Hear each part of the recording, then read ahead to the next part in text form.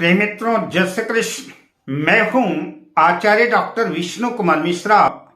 आपका बहुत बहुत स्वागत करता हूं। आज का यह एपिसोड, यह वीडियो उन लोगों के लिए काफी महत्वपूर्ण साबित होने वाला है जो लोग उच्च पदाधिकारी होने का ताना बाना बुन रहे हैं, जिनके ख्वाबों में IAS, IPS आज जैसे महत्वपूर्ण पद के दिलो दिमाग में समाये हुए हैं। जो उच्च पदाधिकारी UPSC, union public service commission के अंतर्गत आने वाली IAS, IPS, IRS, IFS आदि अनेक सेवाएं हैं जो कि केंद्र सरकार के अंतर्गत आती है। वहीं पर UPSC के तर्ज में ही स्टेट सर्विस एग्जाम जो प्रत्येक प्रांत की सरकारें अपने अपने हिसाब से ऑर्गेनाइज करती हैं, प्रत्येक प्रांतों में उसका अलग अलग नाम है। जैसे कि उत्तर प्रदेश में UPPSC, मध्य प्रदेश में MPPSC, बिहार में EPSC, राजस्थान में RPSC। अनेक प्रांतों की सरकारें हर साल SDM, DSP, नायब तहसीलदार आदि राज्य प्रशासन, पुलिस, लेखा, सहकारी सेवा, नियोजन सेवा, कारागार सेवा, औद्योगिक सेवा, वाणिज्यिक कर सेवा, खाद्य नागरिक, पर्यटन सेवा आदि के लिए हर साल एग्जाम आयोजित करता है। अगर आप UPSC या PSC के एग्जाम को फाइट करना चाहते हैं और इनके अंतर्गत आने वाली सेवाओं को आप समाज को, राष्ट्र को समर्पित करना चाहते हैं, एग्जाम को फाइट करना चाहते हैं, तो निश्चित रूप से आप विशिष्ट प्रतिभा संपन्न हैं। क्योंकि इन महत्वपूर्ण पदों को प्राप्त करने के लिए एक तो जुनून की आवश्यकता होती है, दीवानगी की आवश्यकता होती है, लगन, धैर्य, अथक प्रयास, अथक परिश्रम के साथ साथ प्रतिभा का अपना महत्वपूर्ण स्थान है। इसके बगैर उच्च पदों पर, इन ऊंचाइयों पर पहुंचना मुश्किल है। पर कई बार ऐसा भी देखा जाता है और ऐसा हो जाता है कि हमारी काबिलियत, हमारा परिश्रम, हमारी प्रतिभा धरी रह जाती है, हमारा सिलेक्शन नहीं हो पाता। और वही कुछ लोग ऐसे भी हैं जो थोड़े से प्रयास में ही आगे बढ़ जाते हैं, उनका सिलेक्शन हो जाता है, जबकि अपेक्षाकृत उनके पास काबिलियत भी कम है, प्रतिभा भी कम है, परिश्रम भी कम है, किंतु उनका भाग्य उनका साथ दे रहा है, उनका भाग्य उनका सपोर्ट दे रहा है। ऐसी स्थिति में भाग्य को तो स्वीकार करना ही पड़ेगा। आज मैं उच्च पदाधिकारी योग के कुछ ज्योतिषीय सूत्रों पर, कुछ बिंदुओं पर आपसे चर्चा करूंगा। पर मैं विषय क्रम में आगे बढ़ूं उससे पहले आपसे आग्रह, अगर आपने अभी तक हमारे इस चैनल को सब्सक्राइब नहीं किया है तो प्लीज चैनल को सब्सक्राइब करें, साथ ही नोटिफिकेशन बेल को भी प्रेस कर लें। अगर आप अपनी या अपनों की जन्म कुंडली का बृहद प्रेडिक्शन कराना चाहते हैं, विश्लेषण कराना चाहते हैं, या किसी किस्म का ज्योतिषी परामर्श हमसे प्राप्त करना चाहते हैं, अथवा उत्तम क्वालिटी के रियल राशि रत्न आदि प्राप्त करना चाहते हैं, तो आप स्क्रीन पर फ्लैश हो रहे नंबरों पर हमसे संपर्क कर सकते हैं।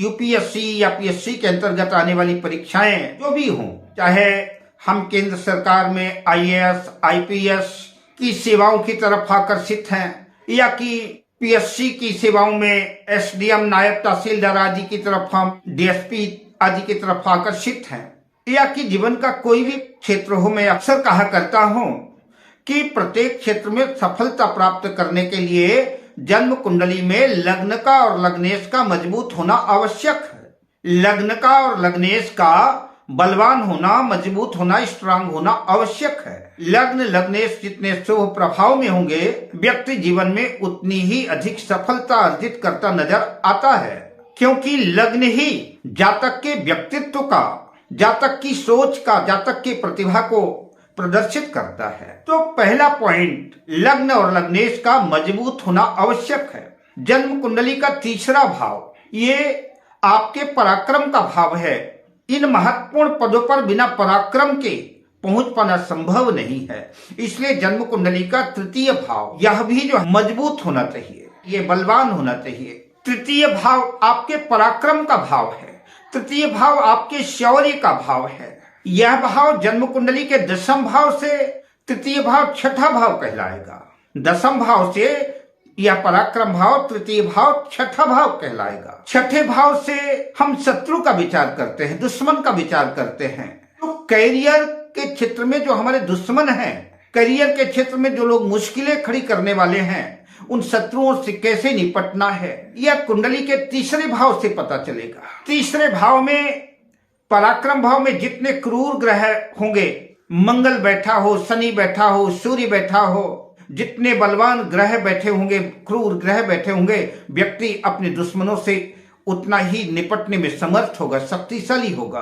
तो इसलिए जन्म कुंडली का तृतीय भाव, पराक्रम का भाव मजबूत होना चाहिए। चौथा भाव आपके मन का भाव है। जब आपका मन पॉजिटिव होगा, आप सकारात्मक सोचेंगे, मन एवं मनुष्यानाम कारणम बंध मोक्षयो, मन ही जो है बंधन और मुक्ति का कारक है। जिनका मन बौना है, सोच बौनी है, वो इस क्षेत्र में आगे नहीं बढ़ सकते। चौथा भाव पब्लिक का भी भाव है, जनता का भी भाव है।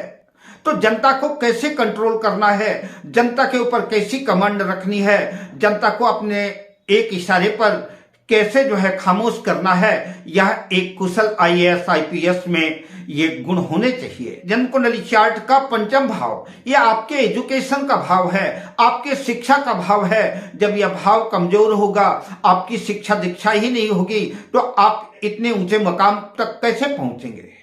तो अगर आप UPSC या PSC के एग्जाम को फाइट करना चाहते हैं, तो आपका एजुकेशन, आपकी शिक्षा अच्छी होनी चाहिए। और शिक्षा अच्छी होने के लिए पंचम भाव पर शुभ ग्रहों का प्रभाव होना चाहिए। गुरु का प्रभाव हो, शुक्र का प्रभाव हो, अच्छे बुध का प्रभाव हो, शुक्ल पक्ष के चंद्रमा का प्रभाव हो। शुभ ग्रहों का अगर पंचम भाव पर प्रभाव है तो आपकी शिक्षा पूरी होगी, आपका एजुकेशन पूरा होगा। उसके बाद जन्म कुंडली का नवम भाव, नवम भाव आपके भाग्य का भी भाव है। आपके भाग्य का भी साथ आपको मिलना चाहिए, आपके भाग्य का भी सपोर्ट आपको मिलना चाहिए। इसलिए जन्म कुंडली का नवम भाव भी मजबूत होना चाहिए। और भावत भावम सिद्धांत के अनुसार पंचम से पंचम भाव, यह आपकी उच्च शिक्षा का भी भाव है। इसलिए जन्म कुंडली के नवम भाव में भी शुभ ग्रहों का प्रभाव होना चाहिए, नवम भाव भी मजबूत होना चाहिए। जन्म कुंडली का दशम भाव, ये आपका कर्म क्षेत्र है, यह आपके करियर का भाव है। इस भाव पर सूर्य मंगल आदि जितने स्ट्रांग होंगे, अपनी स्वराशि में होंगे, अपनी उच्च राशि में होंगे, जितने बलवान होंगे, उतनी ही अधिक सफलता आपको उच्च पदाधिकारी की तरफ आपको ले जाएंगे। तो जन्म कुंडली का दशम भाव भी बलवान होना चाहिए, शुभ प्रभाव में होना चाहिए, अच्छा होना चाहिए। और जन्म कुंडली का 11वां भाव लाभ का भाव है। जन्म कुंडली का 11वां भाव भी बढ़िया शुभ प्रभाव में होना चाहिए, अच्छा होना चाहिए। यहाँ पर बैठे हुए सभी ग्रह अच्छा परिणाम देते हैं। जन्म कुंडली का द्वितीय भाव वाणी का भाव है। एक IAS IPS या उच्च पदाधिकारी की वाणी जो है, समय के हिसाब से अपनी वाणी से लोगों को कैसे कंट्रोल करते हैं, उनकी वाणी का प्रभाव कैसा है, यह जन्म कुंडली का द्वितीय भाव बताएगा। तो कहने का मतलब कि अगर हम उच्च पदाधिकारी बनना चाहते हैं, तो उच्च पदाधिकारी बनने के लिए लग्न और लग्नेश का तो मजबूत होना अच्छा ही है। आपकी वाणी भी अच्छी होनी चाहिए, आपकी वाणी भी प्रभावकारी प्रभावशाली होनी चाहिए। तृतीय भाव भी स्ट्रांग मजबूत हो, ताकि आप अपने दुश्मनों का मुंहतोड़ जवाब दे सकें और आपकी मेहनत रंग ला सके। पंचम भाव शिक्षा का भाव है, ज्ञान का भाव है। नवम भाव भाग्य का भाव है, हायर एजुकेशन का भाव है। इसलिए ये भाव भी मजबूत होने चाहिए। दशम भाव कैरियर का भाव है। तो जन्म कुंडली में इन भावों का बलवान होना, मजबूत होना आवश्यक है। ये भाव अपने स्वामियों से युत हो या दृष्ट हो।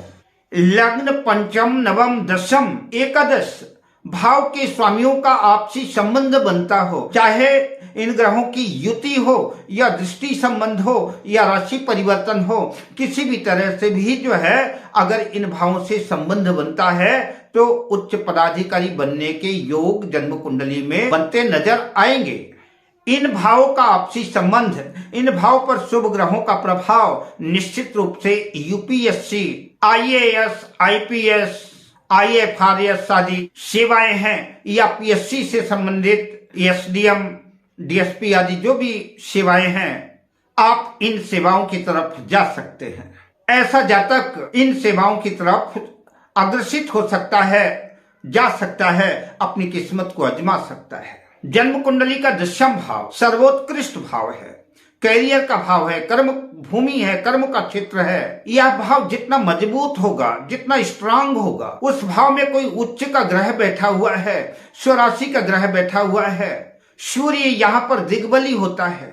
10वें भाव पर मेष राशि का सूर्य बैठा है, मंगल साथ में बैठा है, या स्वराशि का मंगल बैठा हुआ है। ऐसे लोगों के उच्च पदाधिकारी बनने के चांसेस ज्यादा रहते हैं। बात ग्रहों की करें तो IAS, IPS या प्रतिभा संपन्न उच्च पदाधिकारी के क्षेत्र में जाने के लिए किन ग्रहों का अपना महत्वपूर्ण भूमिका है, कौन से ग्रह मजबूत होने चाहिए, इन पदों पर जाने के लिए सबसे जो बड़ी आवश्यकता होती है वो आत्मविश्वास की होती है, कॉन्फिडेंस की होती है। क्योंकि एक IAS, IPS अधिकारी या कोई भी गजेटेड पोस्ट अधिकारी बिना कॉन्फिडेंस के जो है तो अपने क्षेत्र में सफल नहीं हो सकता। अपने क्षेत्र में सफलता अर्जित करने के लिए उसके अंदर आत्मविश्वास होना चाहिए, कॉन्फिडेंस होना चाहिए।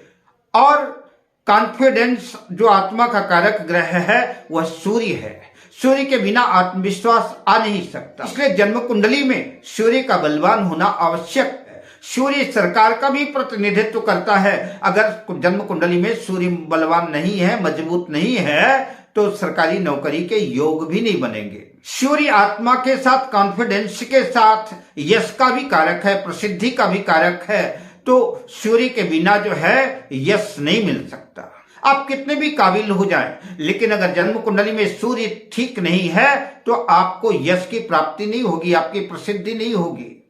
तो सूर्य यश का कारक है, प्रतिष्ठा का कारक है। इसलिए सूर्य उच्च राशि मेष राशि में हो या सिंह राशि में हो या फिर मित्र राशि में हो तब भी बेहतर माना जाएगा। जब हम इतने उच्च पद पर पदासीन होंगे तो हमको बुद्धि की भी आवश्यकता पड़ेगी, हमको विवेक की भी आवश्यकता पड़ेगी। तो बुद्धि का कारक जो ग्रह है वो है बुध। बुध के बिना बुद्धि आ नहीं सकती। गुरु ज्ञान का कारक है, शिक्षा का कारक है। तो बुध और गुरु ये ज्ञान के क्षेत्र में ले जाते हैं, बुद्धि और विवेक के क्षेत्र में ले जाते हैं। अतः IAS, IPS, UPSC से संबंधित जो भी सेवाएं हैं, PSC से संबंधित जो भी सेवाएं हैं, इन सेवाओं में जाने के लिए जो है आपकी बुद्धि भी काम करना चाहिए, आपका विवेक भी काम करना चाहिए, और सही समय पर सही निर्णय ले सकें। तो आपका मन भी ठीक होना चाहिए। और मन का कारक है चंद्रमा, मनसो जाता है। चंद्रमा मन का कारक है। चंद्रमा भी आपका बलवान और मजबूत होना चाहिए। मंगल तेज ओज का कारक है, पराक्रम का कारक है। मंगल निडरता और निर्भीकता का कारण है। और इतने बड़े IAS, IPS जैसे महत्वपूर्ण पदों पर अगर निर्भीकता ना हो, निडरता ना हो, तो फिर हमारी कामयाबी में संदिग्धता उत्पन्न हो जाए, तो हम उतने सफल नहीं हो पाएंगे, हम उतने अधिक कामयाब नहीं हो पाएंगे और हमारे कार्यक्षेत्र में मुश्किलें आती रहेंगी। तो मंगल पराक्रम का ग्रह है, शौर्य का ग्रह है। तो जन्म कुंडली में सूर्य का अच्छा होना आवश्यक है, मंगल भी अच्छा हो। बुध और गुरु की अपनी अलग महिमा है और चंद्रमा मन का कारक है। तो इन ग्रहों की भी पोजीशन अच्छी होनी चाहिए। कई बार ऐसा होता है कि सभी ग्रह तो अच्छे नहीं होते, लेकिन अगर अधिक से अधिक ग्रह अच्छे हैं तो व्यक्ति का प्रदर्शन भी अच्छा रहता है। कई बार ऐसा भी देखा गया है कि जातक अपनी मेहनत से उच्च पद तो प्राप्त कर लेता है, ऊंचे पद पर तो आसीन हो जाता है, बैठ जाता है, लेकिन उसके कैरियर में उतार चढ़ाव बना रहता है। कई बार उसकी सेवाएं असमंजस में फंस जाती है, दुधारी तलवार लटकने लगती है, क्योंकि जन्म कुंडली में शनि बलवान नहीं है, शनि कमजोर है। और अगर जन्म कुंडली में शनि कमजोर है, शनि नीच राशि में है, शत्रु राशि में है, तो निश्चित रूप से जो नौकरी में आपकी सेवा में उतार चढ़ाव बना रहेगा, अस्थायीपन रहेगा। इसलिए इन सारे ग्रहों का अच्छा होना तो अच्छा है, लेकिन शनि का भी बलवान होना आवश्यक है। शनि के बगैर जीवन में स्थायित्व तो नहीं आ सकता, कैरियर ठीक नहीं रह सकता। तो एक अच्छे कैरियर के लिए सभी ग्रहों के साथ शनि का भी बलवान होना अच्छा है। आइए कुछ अन्य योगों की भी बात कर लें जो आपको उच्च पदों तक पहुंचाते हैं। अगर आपकी कुंडली में ये योग हैं तो निश्चित रूप से जो है तो आप UPSC या PSC के क्षेत्र में अपनी किस्मत आजमा सकते हैं। किसी भी लगने की कुंडली हो, जन्म कुंडली में 2 या 3 ग्रह अपनी उच्च राशि या स्वराशि के हैं और परस्पर केंद्र त्रिकोण में है, तो ऐसा जातक उच्च पदाधिकारी होता है। दूसरे सूत्र की चर्चा करें, जो जन्म कुंडली का लग्न है वही लग्न नवांश का भी लग्न हो, यानी वर्गोत्तम हो, और सूर्य जिस भाव में स्थित है उस भाव से दूसरे भाव में अगर शुभ ग्रह स्थित है, गुरु स्थित है, शुक्र स्थित है, शुक्ल पक्ष का चंद्रमा स्थित है, बुध स्थित है, तो ऐसा जातक उच्च पदाधिकारी बनता है और उच्च पदों पर सुशोभित होकर के अपने आप को और अपने परिवार को और अपने समाज को गौरवान्वित करता है। यदि शुक्ल पक्ष का चंद्रमा जलचर राशि में स्थित होकर के जन्म कुंडली के चतुर्थ भाव में स्थित हो, स्वराशिस्थ हो या उच्च राशिस्थ हो, कर्क राशि में हो या वृषभ राशि में हो, और केंद्र में कोई भी पाप ग्रह ना हो, तो ऐसा जातक खुफिया विभाग में, गुप्तचर विभाग में उच्च पदाधिकारी होता है या कि राजदूत आदि होता है। अगले सूत्र की चर्चा करें तो लग्नेश केंद्र में हो और अपने मित्र ग्रहों से दृष्ट हो, लग्न में शुभ ग्रह स्थित हो या शुभ ग्रहों से लग्न दृष्ट हो, तो जातक उच्च पदों पर पदासीन होता है। ऐसा जातक कुशल अधिवक्ता होता है, न्यायाधीश होता है और विधि मंत्री आदि होता है। किसी भी जन्म पत्रिका में किसी ग्रह की उच्च राशि लग्न में हो, साथ ही वह ग्रह अपने नवांश में भी हो अथवा उच्च नवांश में हो या मित्र नवांश में हो, केंद्र में शुभ ग्रहों से दृष्ट हो, तो ऐसा जातक या तो सरकार में होता है या कि सरकारी उच्च पदों पर सुशोभित होकर के समाज और राष्ट्र को गौरवान्वित करता है। अब मैं आपसे लेता हूं विदा, मिलता हूं अगली वीडियो में शुभ कामनाओं के साथ। जय श्री कृष्ण।